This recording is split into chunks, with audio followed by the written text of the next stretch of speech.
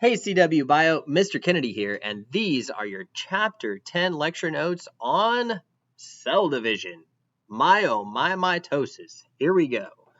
So, first thing we need to make sure we're familiar with when it comes to cell division are these guys, chromosomes. Chromosomes are these lovely little thread-like structures that, well, live in the nucleus of our cells. They're made up of DNA, and they carry all of our genetic information. These have to be passed from one generation of cell to the next so that we could survive, so that we could grow, so that we could reproduce, so that we could maintain our bodies, so we can heal from injuries. Like, we have to be able to make more cells. These chromosomes, they have all the instructions for how to make cells, how to run cells, and at the end of the day, mitosis passes them on. Let's look at it. From the chromosome level, we're going to dig into DNA. Now, you should remember DNA when we first learned about it in our unit on organic chemistry.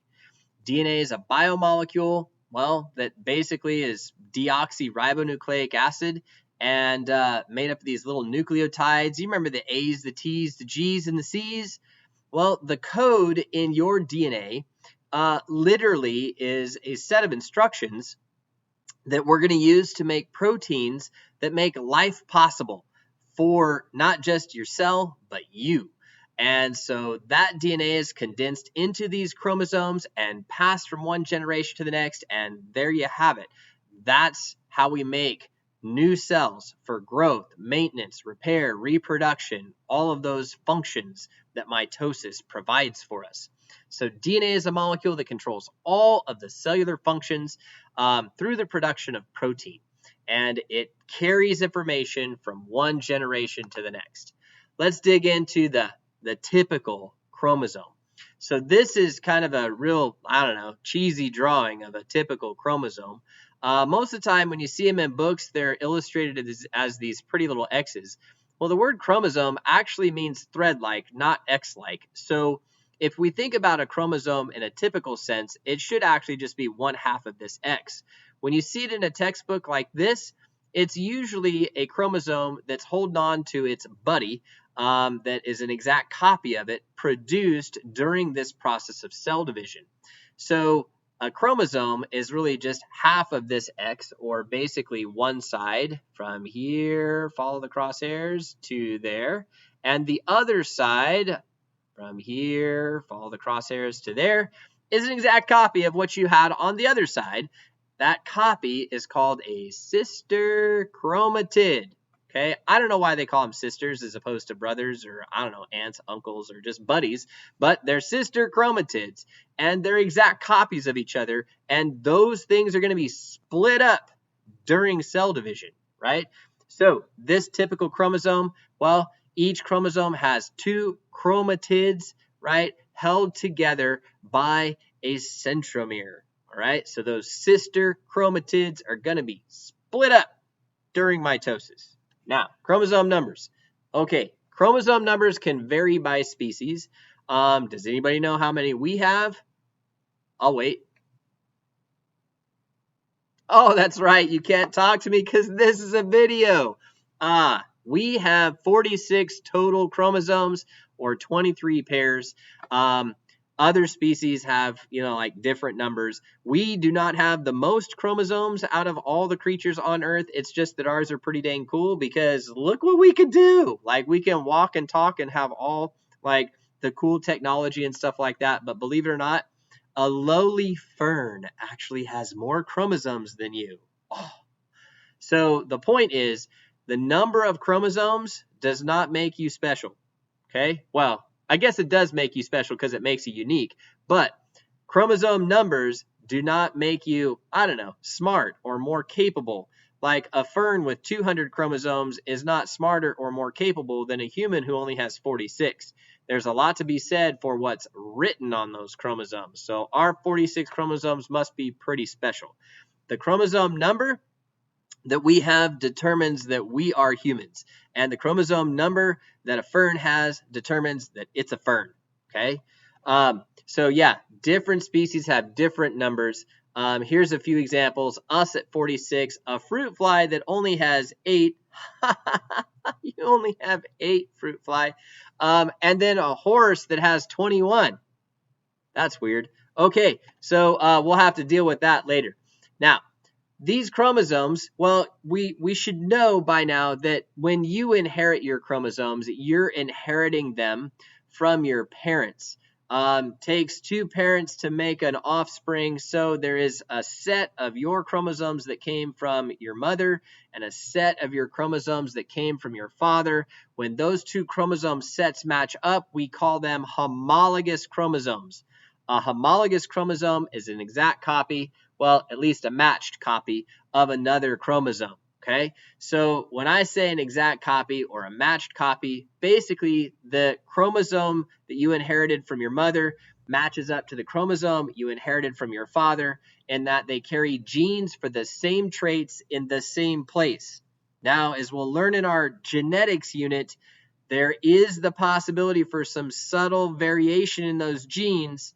Like your dad might have had brown hair and your mom might have had blonde hair. So your gene for hair color, it's a gene for hair color, but it's not going to be exactly the same from your 2 parents, okay? If that's the case, we refer to those subtle variations as alleles, okay? Alleles, and we'll talk more about those in genetics.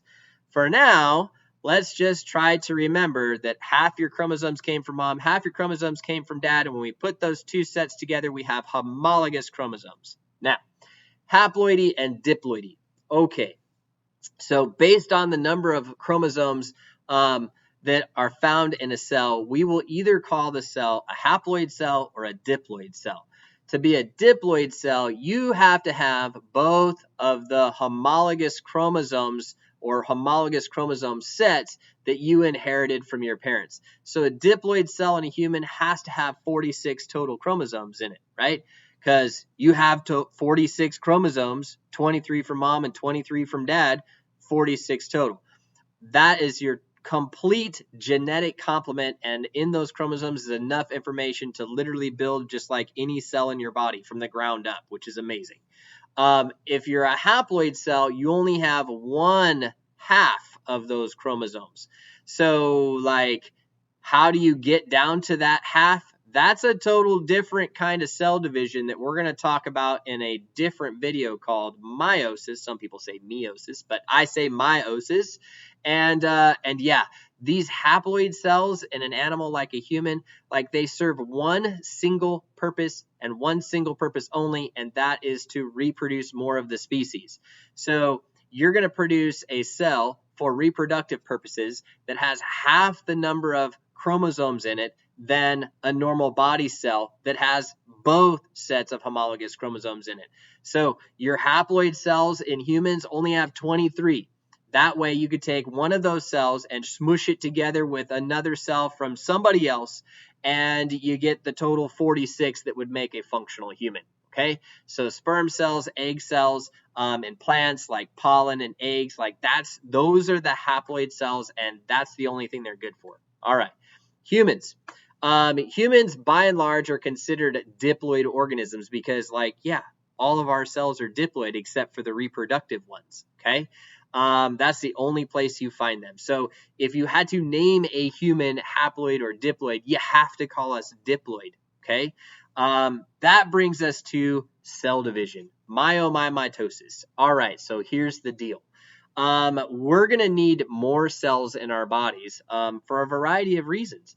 Reasons I already laid out for you, like you were at one time a single cell, a single fertilized egg. Look at you now. You're trillions of cells. There's so many cells in your body that if we lined them up end, it would go all the way around the equator of the earth, not just once, not just twice, but like lots of times. You got enough blood cells alone, just blood, to go around 1.5 times. That's crazy talk, I know, but you've got lots of cells in your body, okay? Where did they all come from? Like, you were once one cell. How come you're like all these other cells now? It's because of this mitosis, right? It's because of mitosis. Mitosis is the kind of cell division that basically makes more cells in your body so that you can get bigger, so you can grow. Mitosis also makes more cells in your body so that, well, you can heal and you can repair damage. You need to repair damage anytime you're like injured, like you got a scrape on your hand. Well, if you get a scrape on your hand, like the skin has to be repaired. Well, how do you repair that skin? Well, you got to grow new skin. Like that's how it works. Okay? And mitosis does that for you. If you broke a bone, like you got to like heal that bone. That's what mitosis does for you. Like pretty cool. So you can grow and you can repair using mitosis. And then sometimes cells in your body, they just get old, they wear out, they die, and you got to replace them. Like a red blood cell doesn't live forever. It only lives for 120 days in your body, and then it needs to be replaced, right? Well, guess what replaces it? Mitosis. Yeah. Mitosis replaces those cells. Whoa. So growth, maintenance, and repair. Those are the three things that mitosis will do for you. Keep in mind, mitosis is not cell division. Mitosis is division of the nucleus of the cell that results in two identical copies of your cells. Okay, so here's that definition, right? Process of nuclear division resulting in two identical cells. Why is it important? I just told you why it's important.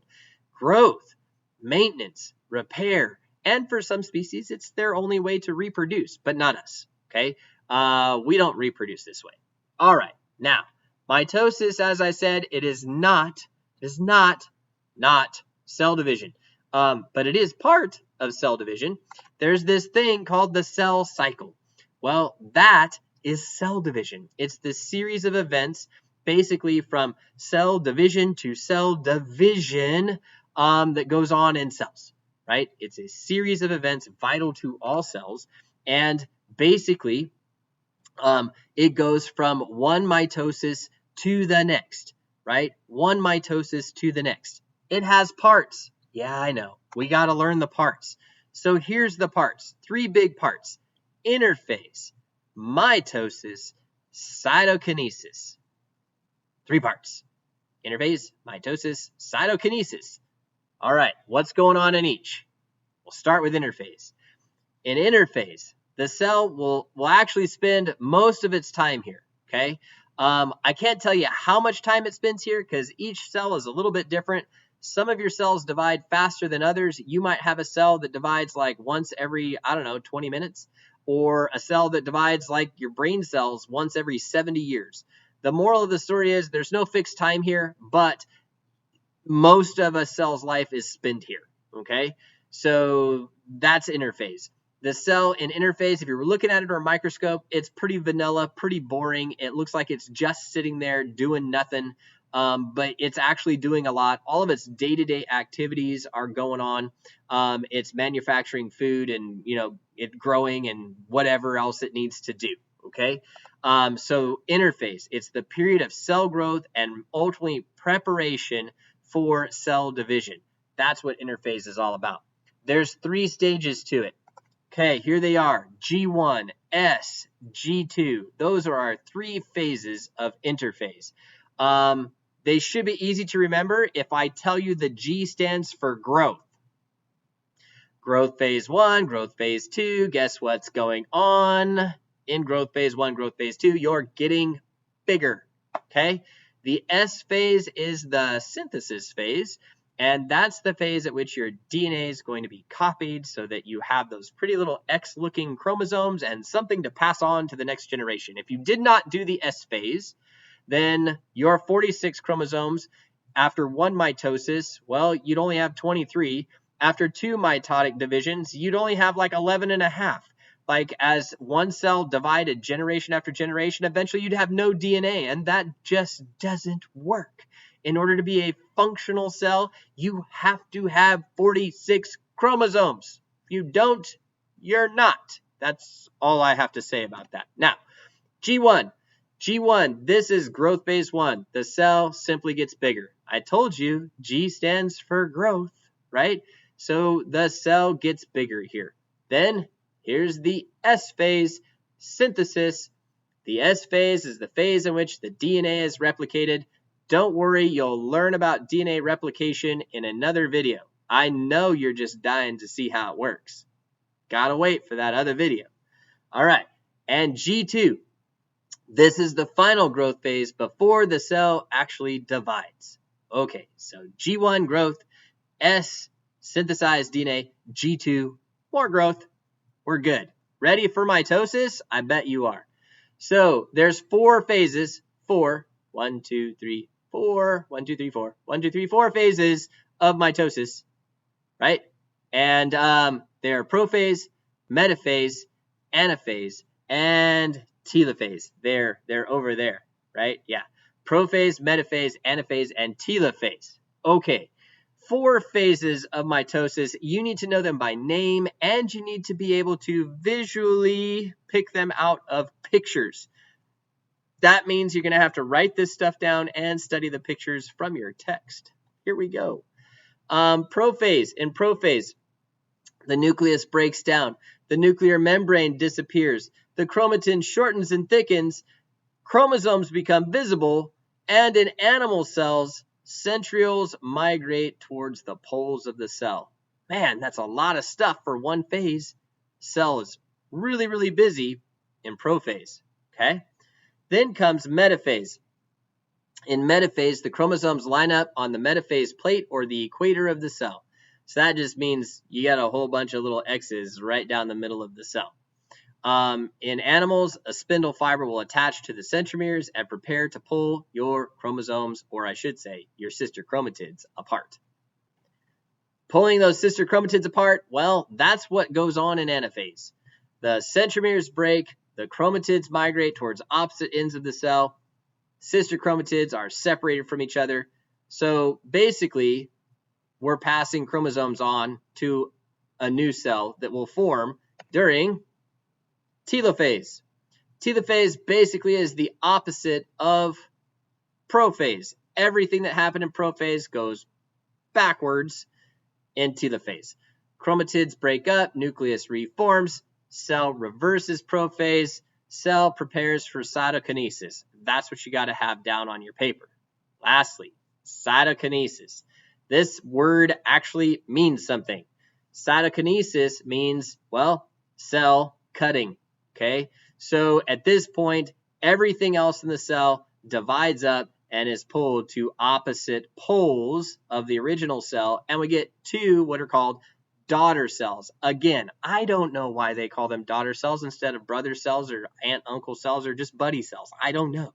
But they're called daughter cells, and because they were formed by mitosis, they are exactly the same, provided that no mistakes were made throughout this division process and DNA copying process and all that kind of stuff like that.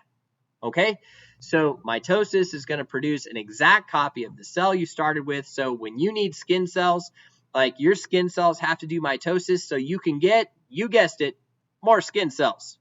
That's how it works, okay? And as long as everything goes right, that's exactly what you'll get. Now, there is the possibility of mistakes to be made during mitosis, like if the phases happen out of order, if they happen too fast, if there's just like mistakes in copying the DNA. If that happens and mitosis starts to run really, really fast or out of control, as we call it, well, that's the dark and bad part about mitosis. That is what we call cancer. Cancer is uncontrolled cell division, or basically uncontrolled mitotic division. And it does sometimes happen as a result of those things that I just explained there. All right, CW Bio, that's cell division. I'm Mr. Kennedy. I will see you next time.